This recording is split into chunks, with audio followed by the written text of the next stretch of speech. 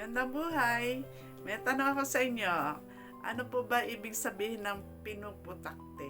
Yan po ang ating pag-uusapan ngayon para malaman natin sino ba yung pinuputakte at sino pumuputakte.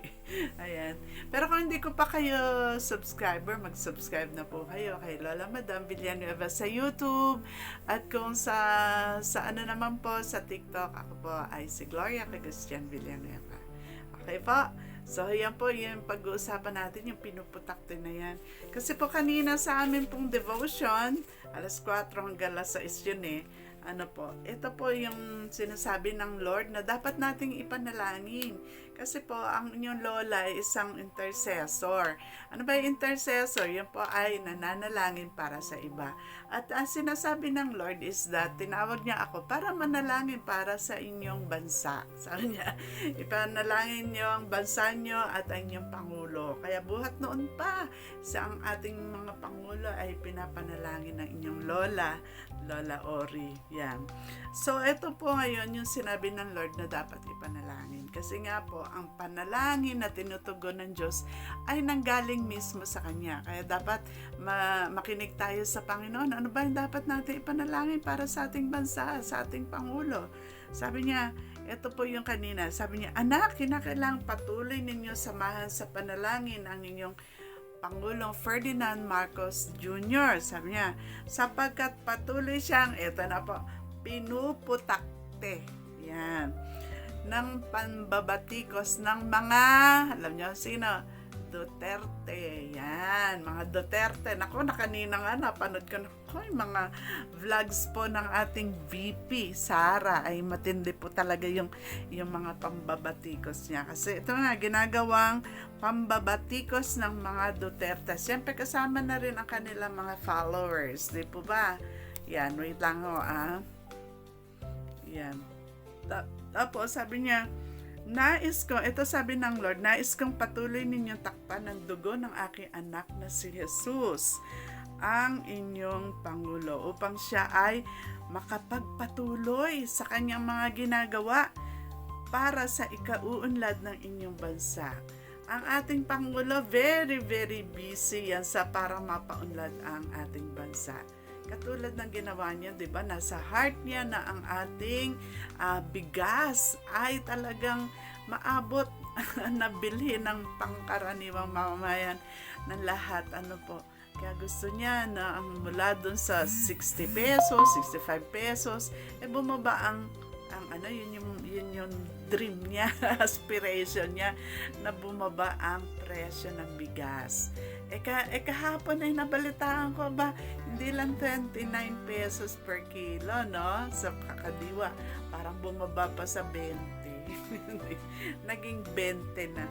Ayan, nawa po talagang nagbubunga na po talaga yung kanyang mga hakbang na pinatupad para ang ating mga bilihin ay bumaba, katulad ng bigas. Kasi yan na lagi natin kinakain, di ba? Araw-araw, no? 3 times a day pa nga. Pero ang tumaas ngayon, actually nung araw pa naman mataas ang bigas, di ba? Pero ngayon, salamat sa Lord dahil talagang bumaba yung bigas natin. At yan ay locally produced, di po ba?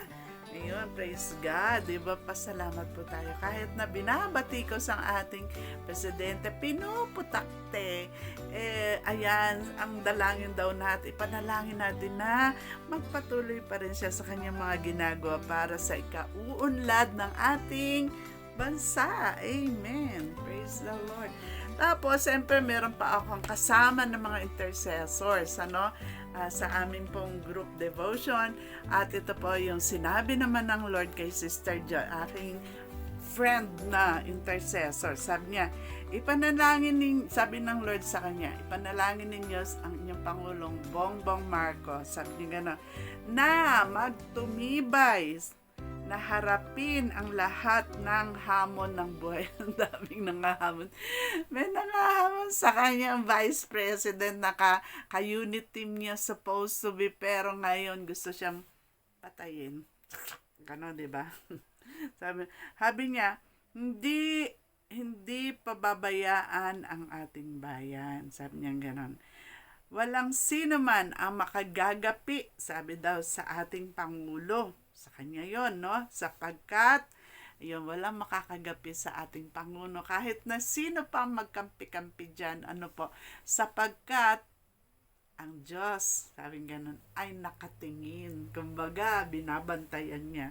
Ayun, nakatuon ang kanyang paningin sa ating bansa, siyempre sa ating Pangulo na inilagay niya, no, bilang ating Pangulo hanggang 2028, mga kababayan, no? Kaya yung mga nagtatangkang siya ay patalsikin, mabibigo. Mabibigo lamang yan. Mag-intay na lang kasi ng 2028, no? Kung gusto nyo pong kumandidato kayo, wag kayong ganyan. Yung sasabihin na ang ating bansa ay patungo sa impyerno.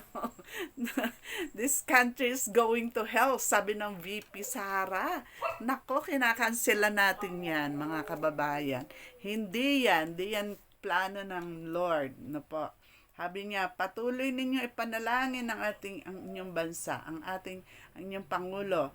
Kasi nga, siya ay gumagawa para sa ikabubuti ng bayan. Yan. So, yun po yung ginagawa ng ating Pangulo. At kitang-kita naman natin kung talagang nanonood tayo ng news regarding him. Ano? So, yun po. Patuloy natin yung panalangin nating bansa. Ano po ang ating Pangulo na talagang nagsusumikap para po maisaayos ang ating bansa. Amen?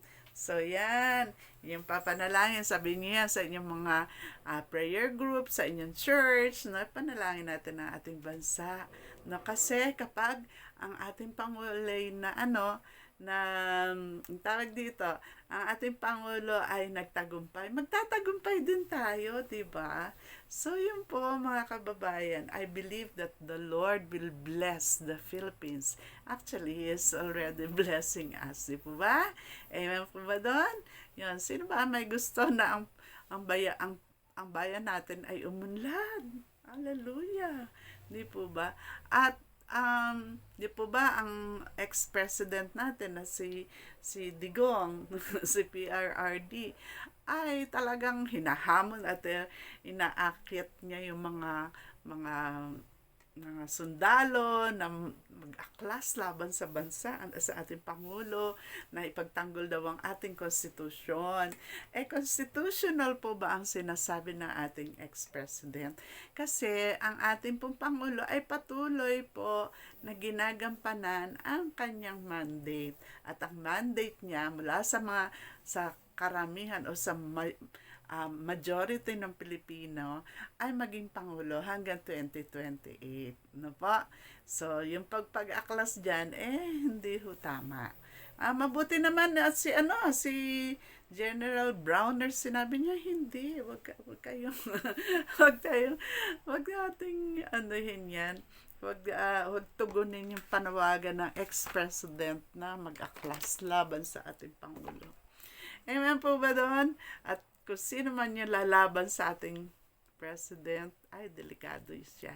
Kasi ang kalaban niya ay ang God mismo na naglagay sa ating Pangulo, sa ating bansang Pilipinas mula 2022 hanggang 2028. Ano po? So, yung mga kababayan, patuloy natin ipanalangin ng ating minamahal na President Ferdinand Marcos Jr. at ang ating minamahal na bansang Pilipinas, ang perlas ng silangan. Amen? Ito po ang iyong lola, si Lola Madam Villanueva. Kung hindi ko pa kayo subscriber, ha?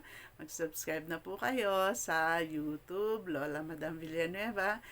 Like, comment, share, at saka i-follow niyo po ang inyong lola sa TikTok. Yan. So, ito po ay ang lola niya nagsasabi na kapag ang Diyos ang ating gabay,